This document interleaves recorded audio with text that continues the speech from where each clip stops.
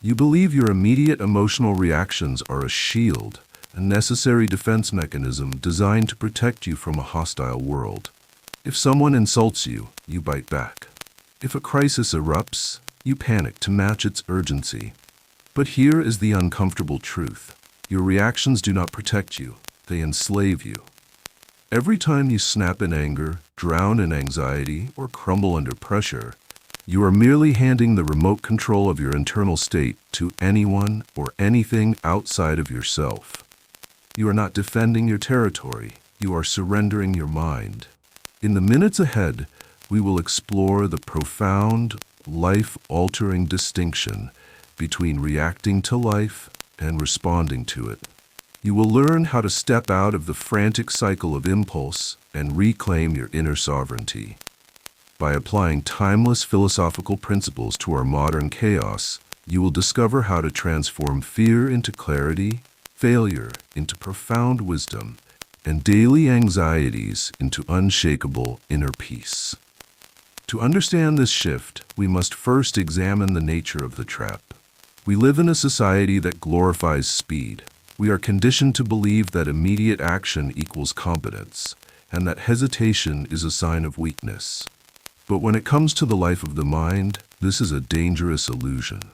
The conceptual shift you must make is this: speed in emotional reaction is not power. It is captivity. The faster you react, the less free you are. True power resides entirely in the pause. There's a fraction of a second between a stimulus, a harsh word, a sudden loss, a terrifying piece of news, and your consequent action. In that sliver of time rests your entire capacity for freedom. The hard truth is that we are paradoxically addicted to our own outrage and panic because the intensity of these emotions gives us a false simulation of control. When we rage against an unfair situation, we feel like we are doing something. But this is the flailing of a drowning sailor who fights the water instead of floating upon it. Reflect on this deeply. The ancient Stoics did not retreat from the world to find peace. They found peace in the very center of life's relentless unpredictability. A philosopher like Epictetus, who spent his early life in the chains of slavery, understood that you cannot mandate what happens to your body, your reputation, or your wealth. You only own the architecture of your response. When you react, you are clinging tightly to the illusion that the world should behave according to your preferences. When you respond, you accept the reality of the moment exactly as it is without demands. And from that place of profound acceptance, you choose your next step with clarity. Consider how this plays out on an ordinary Tuesday. You are driving to work and get cut off in traffic. Or perhaps you open your inbox to find a sharply critical message from a superior. If you react, a biological hijacking occurs. Your heart races, your breath shallows, and you spend the next 3 hours composing mental arguments, your peace entirely dismantled by someone who is not even in the room. Now rewrite that moment through the lens of response. The email arrives. The sting of rejection is felt. You do not deny the human emotion. But then you pause, you take a breath, you observe the feeling rather than becoming it. You analyze the critique for any objective truth, discard the unnecessary malice, and draft a reply that is composed, professional, and detached. You have not just saved your morning, you have preserved your dignity. Before we transition into the deeper mechanics of cultivating this unshakable mindset, if you are finding value in this journey of self-mastery, please consider subscribing to the channel. Leave a comment below sharing a moment in your own life where choosing to pause and respond rather than react shifted the outcome entirely. Your experiences help build a community of quiet strength. Now, let us cross into the deeper territory of this philosophical journey. Moving from reaction to response is not just a tactic for daily annoyances. It is the ultimate framework for confronting the deepest agonies of the human experience: fear, failure, and the search for meaning. We operate under the delusion that a good life is a frictionless life. We believe that if we are suffering, something has gone terribly wrong. Here is the shift.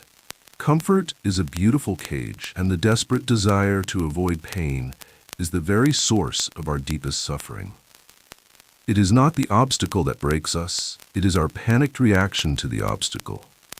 The hard truth about failure is that it is fundamentally neutral until your perception dresses it in tragedy. You cannot control. In the quiet chambers of your own reflection, consider how pain functions as a clarifying agent. We spend so much energy trying to outrun our grief and failures, yet these are the very fires that forge resilience. The Stoic Emperor Marcus Aurelius, who ruled Rome through plagues, wars, and endless betrayals, wrote to himself in his private journals that fire feeds on everything thrown into it. A weak flame is extinguished by a gust of wind, but a roaring fire turns every obstacle into fuel. This is the essence of responding. When a tragedy strikes, the reactor asks why this is happening to them. The responder asks what this is asking of them. Imagine an entrepreneur who pours years of sweat and capital into a venture, only to watch it collapse overnight due to market forces entirely beyond her control. The natural reaction is profound despair, victimhood, and a vow to never take a risk again. The ego is shattered. But the calculated response is entirely different. She allows herself the grief of the loss, but she does not let the failure define her identity. She sits amidst the wreckage and calmly audits the disaster. What lessons were bought with this pain? What vulnerabilities were exposed?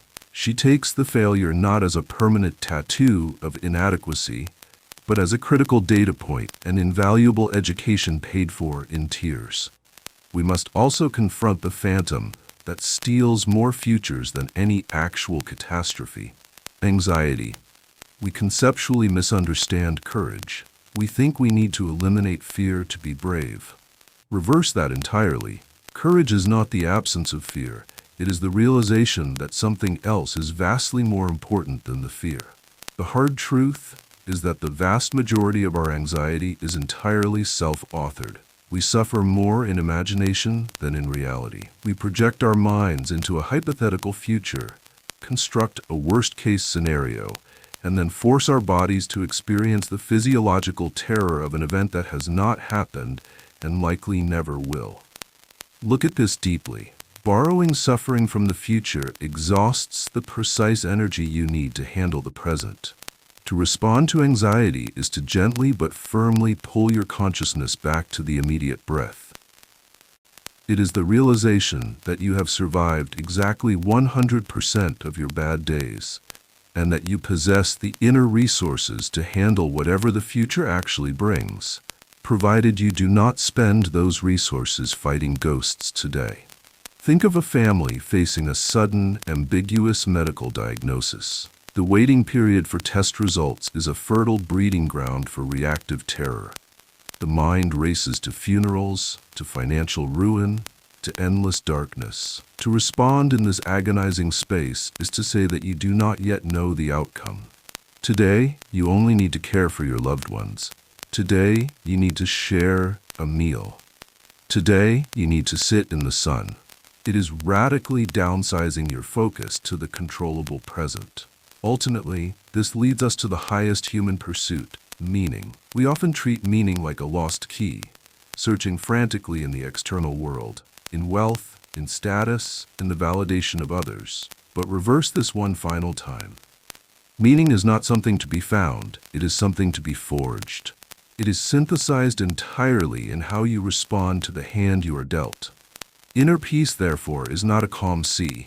It is the ability to be completely centered while the hurricane rages around you. Freedom is not the ability to do whatever you want. It is the ability to not be compelled to do whatever your emotions dictate. It is the quiet, magnificent triumph of holding your ground when the world screams at you to run. As you walk forward into the unpredictability of your days, remember that you are the author of the space between the event and your action. History will not remember the storms that battered your ship, only how you chose to steer the wheel. Let the world be wild and unpredictable. Let the crowd react in panic and rage, You will stand firm, take a breath, and choose the profound, invincible power of your own response. Let that quiet power echo in every decision you make from this moment on.